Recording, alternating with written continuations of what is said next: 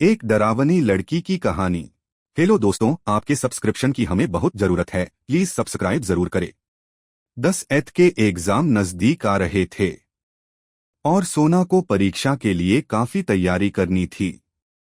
इसलिए सोना ने तय किया कि अब से वह लाइब्रेरी में ही पढ़ेगी और वैसे भी परीक्षा को ध्यान में रखते हुए लाइब्रेरी को देर रात तक खोलने की अनुमति मिल गई। घर पर रहकर सोना आलस और दूसरी चीजों में आकर्षित हो जाती थी। घर और स्कूल के बीच की दूरी बहुत ज्यादा नहीं थी, इस कारण अब केवल लाइब्रेरी में ही। सोना सुबह 6 बजे घर से निकली थी। 3 बजे स्कूल से छूटने के बाद सोना लाइब्रेरी में चली गई। सोना को बहुत सारा सिलेबस कवर करना था, इसलिए रात के 10 बज गए पता ही नहीं चला। सोना खड़ी हुई और चारों ओर देखा। उसे वहां पर उसके अलावा और कोई नहीं मिला। सोना ने सारी किताबें उठाई, बैग भरा और वहां से निकल गई। सोना इतनी रात को पहले कभी अकेले घर से बाहर नहीं निकली थी, इसलिए थोड़ा डरती हुई तेजी से कदम बढ़ा रही थी। सोना इधर उधर चारों ओर नजर घुमाए बिना बस आगे देखते हुए चल रही थी। अभी आधे रास्ते में ही आई थी कि हवा की गति थोड़ी बढ़ गई। हवा की तीखी प्रहार सोना के कानों में चुभ रहे थे, लेकिन सोना चले जा रही थी। अचानक हवा थम गई और एक आवाज आई, सोना रुक जाओ, रुक जाओ। सोना ने फटाक से पीछे देखो और फटाक से चारों ओर नजर घुमाई, उसे कोई नहीं दिखा। जैसे ही सोना ने सामने देखा, सोना की आंखें आने वाले कुछ पलों के लिए फटी की फटी रह गई। सोना ने कुछ ऐसा देखा जो अब से पहले उसने कभी नहीं देखा। उसकी आंखों के सामने एक खुले बालों वाली लड़की जिसकी टांग मुड़ी हुई थी, लगड़ाते हुए सोना के सामने रही थी। जैसे जैसे वह लड़की उसके पास आ रही थी, सोना उसके हुलिये को ठीक से देख पा रही थी। सोना समझ गई कि यह कोई जिंदा लड़की तो नहीं है। वह लड़की आते आते कुछ बोल रही थी, रात को बाहर मत निकलना, वरना तुझे भी मरना पड़ेगा। मैं भी मर गई, तुम भी मरोगी। जो रात को बाहर निकलेगा सब मरेंगे। रात को बाहर मत निकलना। ऐसे बोलती रही और सोना के सामने आती रही। सोना ने जोर से चिका, आ। चिक सुनते ही चारों ओर उजाला हो गया। इसके पहले कि सोना होश संभाले वह गिर गई। वह लड़की वहां से गायब हो चुकी थी। सोना के पड़ोसी आए और उसे अपने घर पर ले गए। सुबह हुई, सोना उठी। उसने देखा कि वह अपने घर पर नहीं थी। तभी आंटी आई और बोली, रात को तुम डर कर गिर गई थी तो हम तुमको अपने घर पर लेकर आ गए।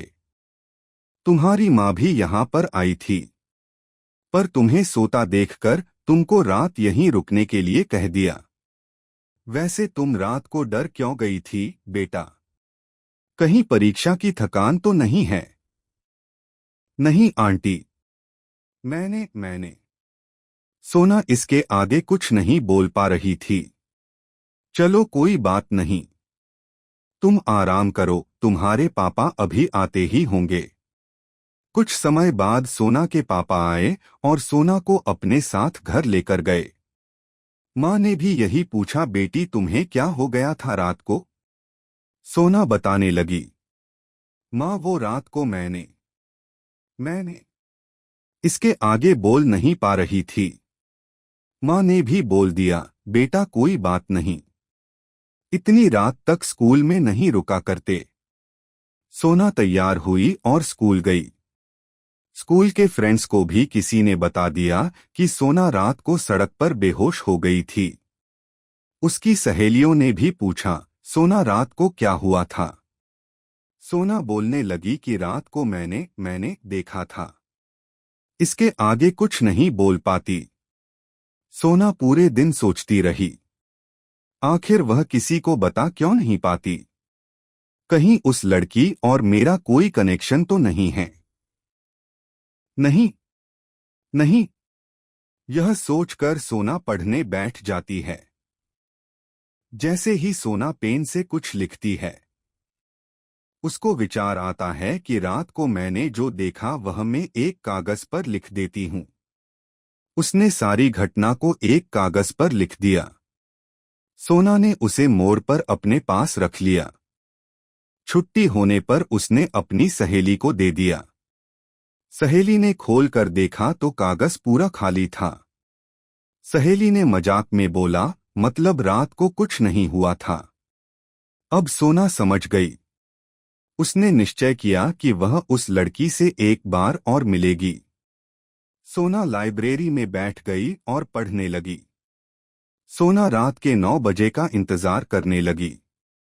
9 बजते ही सोना हिम्मत करके वहां पर पहुंच गई जहां उसने उस लड़की को देखा था।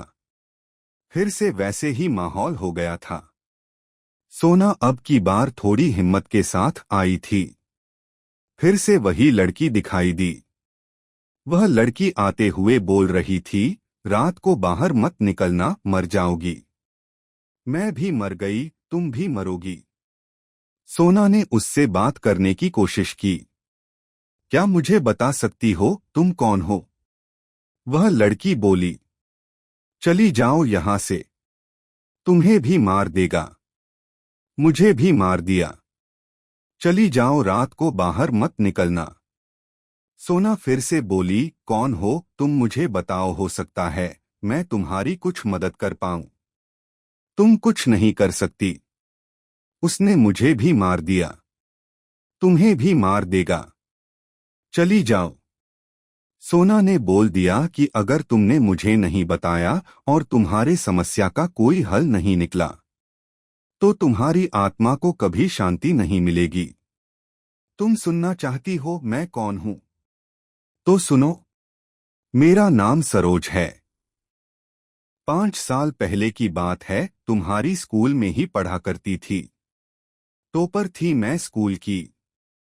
स्कूल की ओर से गोल्ड मेडल जीतना चाहती थी। देर रात तक पढ़ना मेरे लिए कोई बड़ी बात नहीं थी।